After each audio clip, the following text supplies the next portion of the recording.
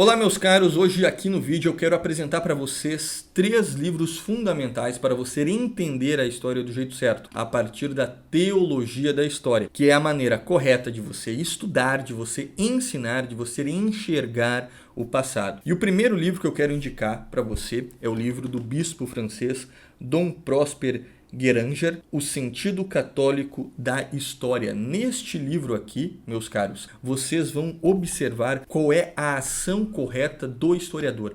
Como que o historiador deve analisar as fontes, deve olhar para o passado e principalmente deve narrar a história. Dom Prosper Guéranger, ele escreveu este livro bem ali no século XIX, quando está ali o crescimento, o avanço de toda aquela visão naturalista do passado, ou seja, daquela omissão da ação sobrenatural de Deus, que vai ocorrer a partir do iluminismo e que vai ganhar muita força com os evolucionistas ingleses e depois vai se expandir pelo mundo. Então, Dom Prosper ali está percebendo os danos desta visão naturalista já naquele tempo. E ele está mostrando como que o historiador que tenha aquela visão cristã, católica, a visão de colocar Deus como centro, como antes e depois da história, que o nascimento de Cristo é de fato a plenitude dos tempos, ele coloca aqui como que é a maneira correta de você ver, que você não pode se entregar a esta visão naturalista de querer ter uma explicação natural e omitir a possibilidade da ação de Deus no passado. Então ele explica aqui de uma maneira perfeita essa questão que eu indico para vocês.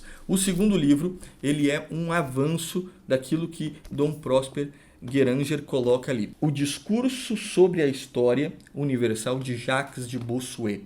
Esse livro foi editado e traduzido pelo Centro Dom Bosco e eu indico muito a leitura dele, principalmente aqui para os meus alunos da pós-graduação. Ele já é um livro maior, como você pode ver, né? Comparado, olha só, vocês percebam aqui, né? Esse aqui é um livrinho para você ler numa tarde. Aqui você tem um livro maior, onde você consegue aqui entender todo um resumo da ação de Deus ao longo do tempo. Jacques de Bossuet, ele foi professor do filho de Luís XIV. E nesse processo dele ser esse professor, dele ensinar, ele deu aulas de várias coisas. E uma delas foi sobre a história, como que Deus vinha agindo no passado. Então ele começa lá na criação e ele vai mostrando, deixa eu ver aqui exatamente, como que Deus foi agindo no passado até ali a formação, a estabilização do governo de Roma. Ele vai mostrando tudo como Deus foi agindo na história dos egípcios, na história dos persas, na história da Grécia, enfim. Então é um livro muito interessante para você ver como que Deus agiu no mundo antigo e que também age hoje. Então ele vai abrir a mente de você, um olhar transcendental para a história. Então eu indico muito este livro aqui para vocês. Eu também quero indicar aqui o livro A Cidade de Deus, de Santo Agostinho. Essa aqui é uma edição de bolso da Vozes, tá? É a parte 1 e a parte 2, tá? São 2 tomos aqui para você observar.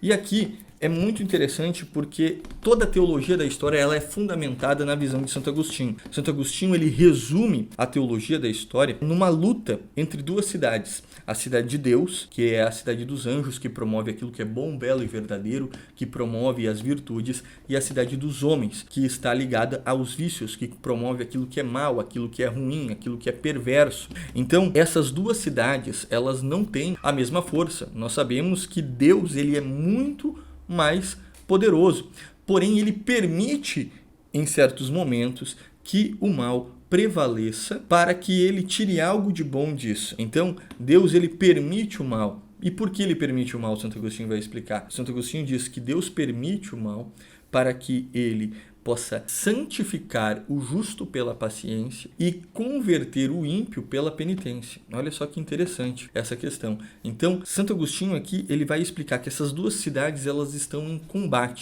um combate constante. E às vezes na história o mal prevalece em um certo tempo, em um certo momento, em uma certa época, em um certo local. Depois esse Deus prevalece, depende da abertura do coração das pessoas.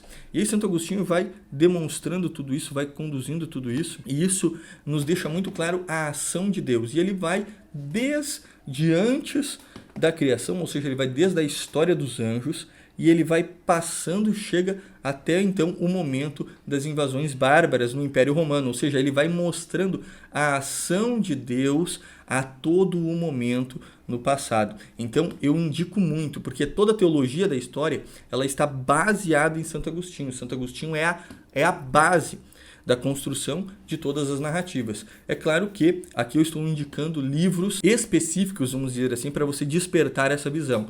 Se você quer, digamos assim, uma história do Brasil a partir dessa teologia da história, tem o livro A Enciclopédia de História do Brasil, do padre Rafael Galante.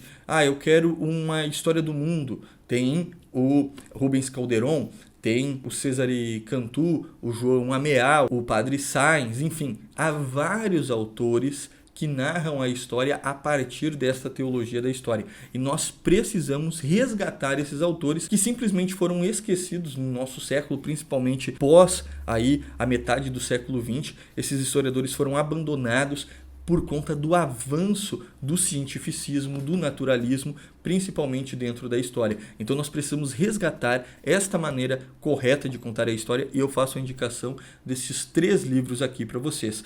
E eu vou deixar aqui os links de cada um deles no comentário do vídeo, fixado, para que você possa buscar e estudar desde já a teologia da história e assim possa aprender a história da forma certa, possa ensinar a história correta para o seu filho. É isso, meus caros, um abraço e Deus abençoe.